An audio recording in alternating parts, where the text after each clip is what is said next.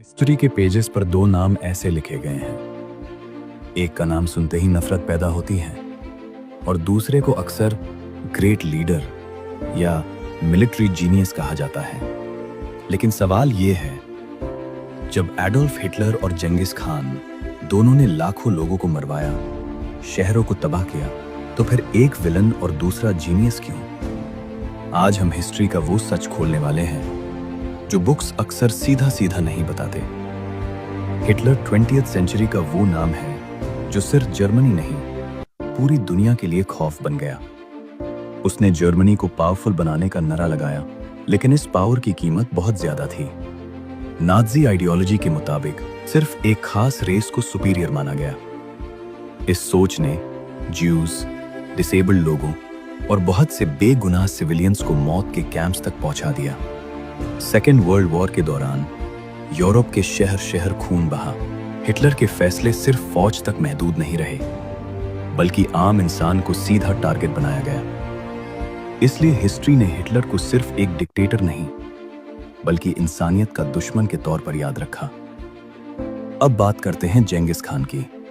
13वीं century का एक ऐसा लीडर जिसके नाम से एशिया और यूरोप का आधा हिस्सा कांप उठता था। जेंगिस खान ने भी कत्लेआम किया, शहरों के शहर मिटा दिए गए। अगर कोई शहर बगावत करता तो मिसाली सजा दी जाती। लेकिन यहीं से हिस्ट्री का एंगल बदल जाता है।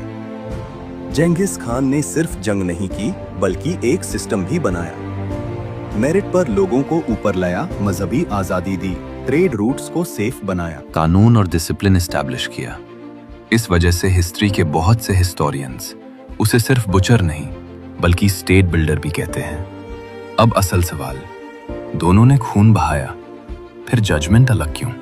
टाइम पीरियड का फर्क। जेंगिस खान मिडीवल दौर का था, जब जंग और कत्ल आम बात थी। हिटलर मॉडर्न एरा में था, जब ह्यूमन राइट्स और इंटरनेशनल लॉज मौजूद थे। इंटेंट का फर्क। हिटलर ने एक खास कौम को खत्म करने का प्लान बनाया। जेंगिस खान का मकसद पावर और एम्पायर था, नस्ली सफाया नहीं। लेगेसी का फर्क। जेंगिस खान के बाद एक फंक्शनल एम्पायर चला, हिटलर के बाद सिर्फ तबाही, गिल्ट और शर्मिंदगी रह गई। हिस्ट्री अक्सर रिजल्ट्स और कॉन्टेक्स्ट को देखकर फैसला करती है, सिर्फ खून की तादाद को नहीं। यहाँ एक और कड़वा सच है, हिस्ट्री हमेशा न्यूट्रल नहीं होती। जो जीत जाता है अक्सर वही अपनी कहानी लिखता है।